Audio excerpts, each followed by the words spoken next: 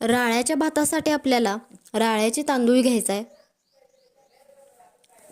ते स्वच्छ धुवून घ्यायचं आहे आणि त्यात थोडंसं पाणी घालून चवीनुसार मीठ घालून शिजत ठेवायचं आहे. यानंतर मेथीच्या भाजीची तयारी करायची आहे. इथे आपण स्वच्छ धुतलेली मेथी घेतलेली आहे, सोललेला लसूण आणि मिरची आणि थोडेसे शेंगदाणे.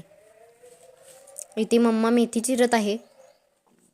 मेथी चिरून झाली की भोगीच्या भाजीची तयारी करायची आहे. यासाठी गाजर चिरायचं आहे आणि वांगं चिरायचं आहे. तुम्ही तुमच्या पद्धतीने वांग्याच्या हव्या तशा फोडी करून घेऊ शकता. वांगं चिरून झालं की आपल्याला वरण्याच्या शेंगा सोलायच्या आहेत, वटाण्याच्या शेंगा सोलायच्या आहेत आणि हरभरा सोलायचा आहे. शेंगा सोलून झाल्या की आपल्याला मेथी करायची आहे. गॅसवर कढई ठेवायची आहे. कढई तापेपर्यंत आपल्याला लसूण चेचायचा आहे. कढई तापली की त्यात तेल घालायचं आहे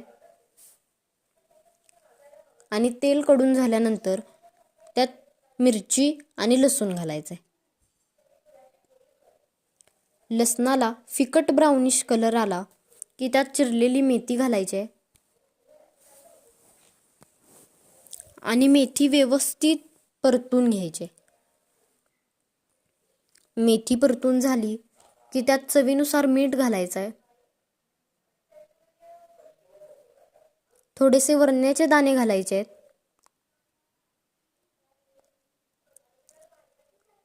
आणि थोडंसं पाणी घालून शेंगदाण्याचा कूट घालून भाजी शिजत ठेवायची. इथे आपली भोगीची भाजीची तयारी सुद्धा झालेली आहे.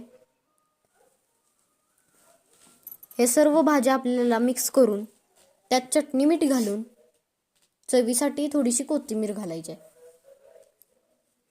गॅसवर भांडं ठेवायचं आहे. भांड्यात थोडंसं तेल घालून आपल्याला मिक्स केलेल्या भाज्या घालायच्या. यात उरलेलं पाणी घालायचं आहे ताटात आणि भाजी शिजत ठेवायची.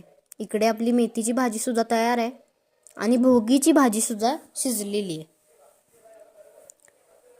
भाजीवर थोडीशी कोथिंबीर घालायची आहे आणि भाजलेले तीळ घालायचं आहे. बाजरीची भाकरी करून घ्यायची आहे. भाकरीवर थोडंसं तीळ घालायचं आहे आणि आपला कोल्हापुरी पारंपरिक भोगीचा नैवेद्य तयार आहे.